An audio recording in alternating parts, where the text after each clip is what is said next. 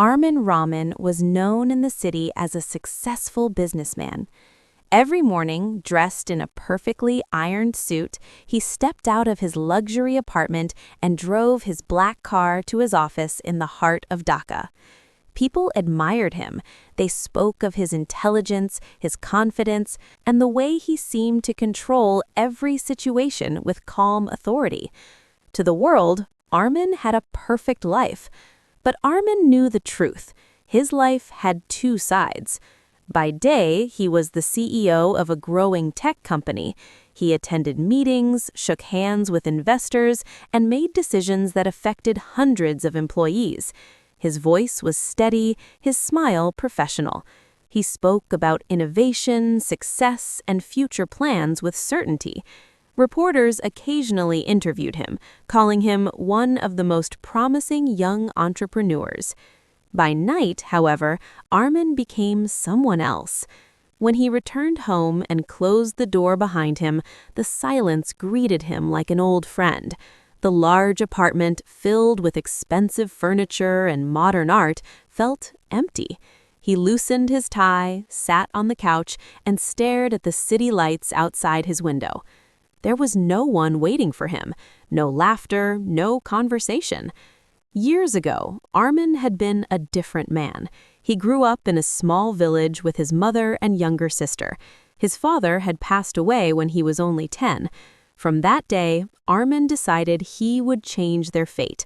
He studied under streetlights, worked part-time jobs, and earned a scholarship to a university in the city. Success did not come easily. He faced rejection, financial struggles, and moments when he wanted to give up. But he pushed through everything. He believed that once he became successful, happiness would automatically follow. He was wrong. As his career rose, his personal life slowly collapsed. He rarely visited his mother, always promising, "Next month, Ma, I'm just very busy." His sister stopped calling him regularly. Friends from university drifted away. Even Sarah, the woman he once loved deeply, left him because she felt like a stranger in his world. "You're always here," she had said one evening, touching his chest, "but you're never really with me." At the time, Armin thought she didn't understand his ambition. Now, sitting alone in his silent apartment, he understood what she meant. One rainy evening, while scrolling through old photos on his phone, he found a picture of his mother standing in front of their small house, smiling proudly. His heart tightened. He realized he hadn't visited home in almost a year. Impulsively, he booked a ticket for the next morning. The village hadn't changed much. The roads were still dusty, children still played near the fields, and the air smelled of earth and rain. When Armin stepped out of the car, neighbors stared in surprise. The big city businessman had returned. His mother opened the door slowly. For a moment, she simply looked at him. Then her eyes filled with tears. "You remembered your way home," she said softly. That sentence cut deeper than any criticism ever could. Inside the small house, everything felt warm and familiar. The walls were old, the furniture simple, but there was life there. His sister rushed in from the kitchen and hugged him tightly. They talked for hours, not about money or business deals, but about simple things: how the mango tree had grown, how the neighbor's son got married, how his mother's health had been lately. For the first time in years, Armin felt at peace. That night, lying on his old bed, he stared at the ceiling fan spinning slowly above him. He realized that he had been living two separate lives. In one, he was powerful and admired. In the other, he was distant and emotionally empty. The next morning, while having breakfast with his family, he made a quiet decision. When he returned to the city, things began to change. At the office, he still worked hard, but he no longer stayed until midnight every day. He delegated responsibilities instead of controlling everything himself. He introduced flexible working hours for his employees, encouraging them to spend more time with their families. Some investors questioned his new approach. "You're becoming too soft," one of them said. Armand simply smiled. "No," he replied, "I'm becoming balanced." He started visiting his mother every month. He reconnected with old friends. One evening, gathering his courage, he called Sarah. They met at a small cafe where they had once spent hours dreaming about the future. "I was afraid of losing success," Armand admitted, "but I didn't realize I was losing everything else." Sarah listened quietly. Time had changed both of them. While they didn't immediately return to what they once had, they began rebuilding a friendship, slowly, honestly. Months passed. Armand's company continued to grow, surprisingly stronger than before. His employees were more motivated, the workplace felt less tense, and at home, the silence no longer felt heavy because he no longer lived only for his office. One evening, standing on his balcony, Armand looked at the city lights again. But this time, he didn't feel alone. He understood something important. Life will always have two sides: ambition and emotion, success and relationships, dreams and responsibilities. The mistake is not in having two sides, the mistake is allowing one side to erase the other. Armand had once believed that success meant climbing higher than everyone else. Now he knew that true success meant having someone to share the view with. His life still had two sides, but finally, they were in balance. Balance did not come without challenges. For the first few months after Armand changed his routine, everything felt lighter. He visited his village regularly, called his mother every night, and even began having dinner with colleagues instead of eating alone in his office. But life, as always, tested his new decisions. One afternoon, his company faced a serious crisis. A major investor suddenly withdrew funding from one of their biggest projects. News spread quickly. Employees whispered in hallways. Social media began questioning the stability of Armand's company. In the boardroom, tension filled the air. "We warned you," one senior partner said sharply. "You reduced working hours. You shifted focus. Investors don't like uncertainty." Armand listened silently. In the past, he would have reacted defensively.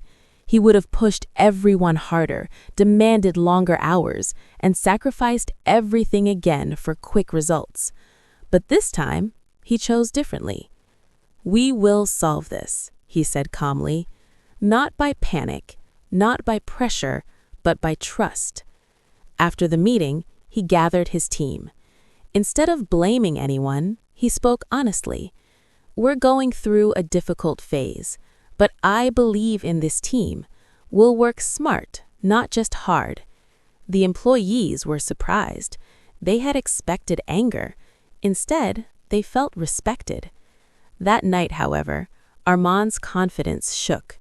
Sitting alone in his apartment, doubt slowly crept back into his mind. What if he had become too soft? What if balancing his life meant weakening his career? His phone rang. It was his mother. "How are you, Baba?" she asked. "I'm fine," he replied automatically. Mothers always know the truth. "You sound tired," she said gently. "Remember, storms don't destroy strong trees. They make their roots deeper." Armand closed his eyes. Even from miles away, she gave him strength. The next weeks were intense, but different from before. Instead of forcing overtime, Armand encouraged creative problem-solving. The team redesigned their project, cut unnecessary costs, and pitched a new version to smaller but more flexible investors. During one late evening meeting, a junior employee named Fahim suggested an innovative feature that no one had considered before. In the past, Armand might have ignored him, too focused on his own ideas. But now, he listened carefully. "That's brilliant," Armand said. "Let's build around that." The new idea worked. Within 2 months, the company secured new partnerships. The crisis slowly faded. Not only had they survived, but they had grown stronger and more united. One evening, the team organized a small celebration in the office. There were simple snacks, laughter, and music playing softly in the background. Armin watched them from a distance. They weren't just employees anymore. They were people with dreams, families, struggles, just like him. For the first time, he didn't feel like a lonely leader standing above everyone. He felt like part of something real. Later that night, he received a message from Sarah. "I heard about your company. I'm proud of you." He smiled. They had been meeting occasionally, slowly rebuilding trust. This time, Armin wasn't trying to impress her with achievements. He talked about his fears, his mistakes, his village visits. He allowed himself to be human. One weekend, he invited her to visit his village with him. At first, she hesitated. "Are you sure?" she asked. "Yes," he replied. "I don't want two separate worlds anymore." When they arrived, his mother welcomed Sarah warmly. They shared homemade food, stories, and laughter under the open sky. Watching Sarah and his mother talking comfortably, Armin felt something shift inside him. His two sides were no longer fighting each other. Months turned into a year. Armin's company stabilized and continued to grow steadily, not explosively like before, but sustainably. He spent weekends with his family. He invested in community projects in his village, helping build a small computer training center for local students. One evening, standing beside the newly built center, children gathered around him excitedly. "Will we learn how to build apps like you?" one boy asked. Armin smiled. "You can build even better ones." He realized something powerful. Success felt different when it was shared. Back in the city, his life was still busy. Meetings, deadlines, responsibilities, they hadn't disappeared, but they no longer controlled him completely. He had learned to leave work at work. One quiet night, standing once again on his balcony, he reflected on everything. The city lights still sparkled below, just like before, but now his phone buzzed with messages from people who truly mattered. His life still had two sides, ambition and love. The difference was this. Before, those sides were separated by pride and fear. Now, they were connected by understanding. Armin finally understood that a person doesn't need to choose between success and happiness. The real challenge is learning how to carry both without dropping either. And for the first time in his life, he felt whole. Life has a strange way of testing balance just when you think you've mastered it. 2 years after the crisis, Armin's company had expanded beyond Dhaka. They opened a branch in Chattogram, and international clients began showing interest. His name appeared again in business magazines. Invitations to global conferences started arriving in his inbox. The ambitious side of him felt alive again. One particular invitation stood out: a 3-month executive program in Singapore. It was prestigious, rare, and could open doors to international markets. Accepting it would mean stepping onto a much larger stage. But it would also mean leaving everything behind for months. That evening, Armin sat at the dinner table in his apartment. Across from him sat Sarah. Their relationship had grown stronger over time. They were not rushing things, they were building slowly, carefully. She had seen both his strengths and weaknesses, and stayed. "They selected only 10 CEOs from South Asia," Armin said quietly. "It's a huge opportunity." Sarah looked at him thoughtfully. "And what does your heart say?" He paused. "My ambition says go," he admitted. "My heart says, I finally found peace. I don't want to lose it." A few days later, he visited his village to talk to his mother. They sat outside under the mango tree.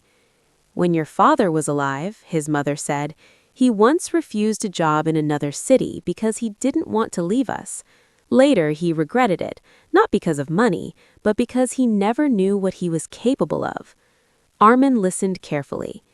Balance doesn't mean standing still. It means moving forward without forgetting where you belonged. That night, Armin understood something new. Balance is not about avoiding opportunities. It's about carrying your values with you wherever you go. He accepted the invitation. Before leaving, he made arrangements. He appointed a trusted leadership team. He ensured flexible communication systems were in place. He promised his mother he would call every day. And with Sarah, he made something even more important, a promise of honesty. "If I feel myself losing balance," he said, "you'll tell me." She smiled. Always. Singapore was fast, efficient, and competitive. Armand met powerful entrepreneurs, attended intense workshops, and learned advanced strategies. The old fire inside him burned again, but this time it was controlled. One evening, after a long seminar, he stood alone by Marina Bay, looking at the glowing skyline. The view reminded him of Dhaka's lights. His phone vibrated. A video call from his mother. Behind her stood children from the village computer center, waving excitedly. "Baya, look what we made," one of them shouted, holding up a small app prototype. Armand's eyes filled with pride. Even thousands of kilometers away, his roots were alive. But the real test came during the final week of the program. A global investor approached him with an extraordinary offer. They wanted to acquire a major share of his company and move its headquarters abroad. The deal promised massive profits and international fame. However, it required relocating permanently. That night, Armand couldn't sleep. The ambitious side of him whispered, "This is your dream. This is bigger than anything you imagined." The other side, the one shaped by love, family, and responsibility, remained silent but steady. He imagined his mother sitting alone in the village house. He imagined the employees who trusted him. He imagined the computer center that depended on his presence and leadership. For a moment, the old Armand almost returned, the man who chased success without looking back. But he had changed. The next morning, in a glass conference room overlooking the city, Armand gave his answer. "I'm grateful for the offer," he said respectfully, "but my company belongs to my country. My work is connected to my people. Growth doesn't require abandoning where I come from." The investors were surprised. Some even thought he was foolish. But Armand felt something stronger than doubt: clarity. When he returned to Bangladesh, he wasn't carrying a billion-dollar deal. He was carrying something far more valuable: confidence in who he had become. At the airport, Sarah was waiting. His mother had sent homemade sweets with a neighbor who was traveling to the city. His employees welcomed him warmly at the office. Standing there, surrounded by people who mattered, Armand realized the true meaning of his life with two sides. Ambition gave him wings. Love gave him roots. Without wings, he would never rise. Without roots, he would never stand. Years later, Armand often spoke at universities. Students would ask him the secret to success. He would smile and say, "Don't try to live only one side of your life. If you chase only money, you'll feel empty. If you ignore your dreams, you'll feel incomplete. Learn to respect both sides." One evening, as the sun set over the city, Armand stood on his balcony once more. But this time, he wasn't alone. Sarah stood beside him. In the living room, his mother was visiting for a few weeks. Laughter filled the apartment. The city lights still shone below, just as they always had. His life still had two sides, but now they weren't separate worlds. They were one complete story. Time moved forward, as it always does. 5 years later, Armand's life looked different, but the lesson remained the same. His company had grown into one of the most respected tech firms in the country. Not the biggest, not the most aggressive, but the most trusted. Young professionals wanted to work there not just for salary, but for the culture Armand had built, one that valued both performance and personal life. The village computer center had expanded into a small technology institute.